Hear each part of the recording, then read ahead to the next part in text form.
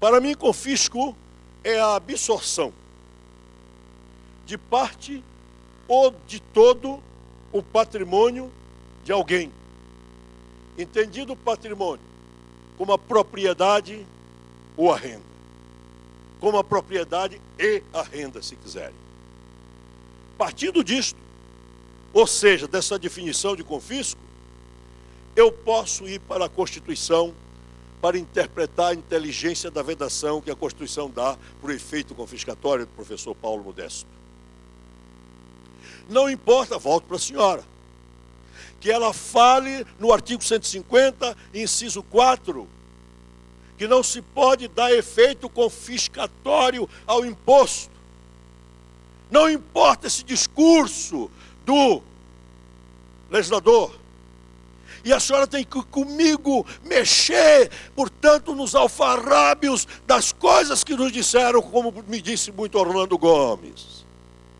Esta interpretação não pode ser sedes materiae. Esta interpretação tem que ser sistêmica, ou como alguns querem, sistemática. A senhora tem que conhecer a Constituição toda para sair desse imbróglio em que eu fui colocado pelo professor Paulo Modesto. O efeito confiscatório da multa, da sanção pecuniária, como eu defini, vem da interpretação sistemática da Constituição. Assim, o primeiro princípio que eu invoco para essa sistematização é o princípio da dignidade da pessoa humana. Aprendi com o Aliomar Balieiro, meu professor na sala de aula e meu inspirador, para que eu pudesse ter comprado essa gravata.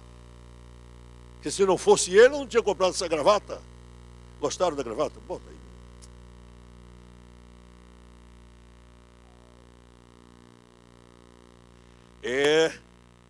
Meu chefe ali, de manhã quando olhou a gravata, disse assim, essa gravata é bonitinha, mas ela é um pouco duvidosa. Você já viu que não se faz mais assessores como antigamente?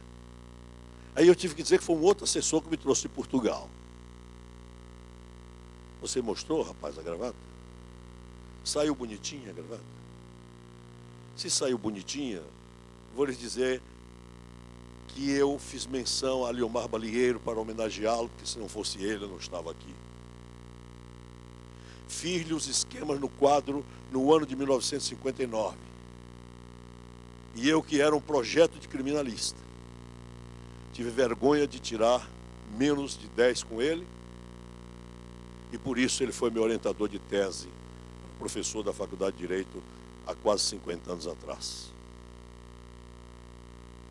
Aliomar então me ensinou que a capacidade contributiva é o limite que cada pessoa pode, professor Paulo, participar dos gastos públicos, sem sacrifício, para a sua vida com dignidade humana. Quando eu vejo hoje esculpido na Constituição o princípio da dignidade da pessoa humana, tinha que abrir espaço para fazer homenagem a quem me ensinou que esse princípio deve ser observado quando tiverem de apreciar, portanto, o efeito confiscatório. Só ele? Não. O do bem-estar, que está no artigo 3º da Constituição. Eu ouvi apenas a professora Misabel Derzi falar do artigo 3º em matéria tributária.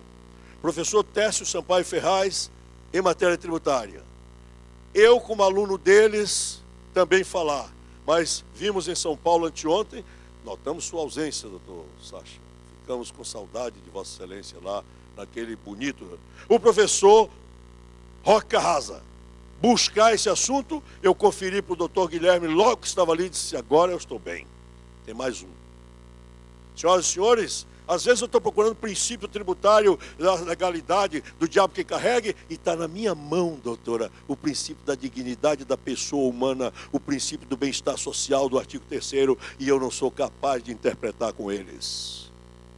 Técio nos ensinou que lá no artigo 155, parágrafo 2º, inciso 2, quando diz que eu não posso usar o crédito fiscal do ICMS e tenho que, portanto, fazer disso um estorno, ele nos ensinou que ofende o artigo 3º da Constituição, porque ali se assegura para o contribuinte indireto, que é quem compra a utilidade, ter valores menores para as utilidades que compra.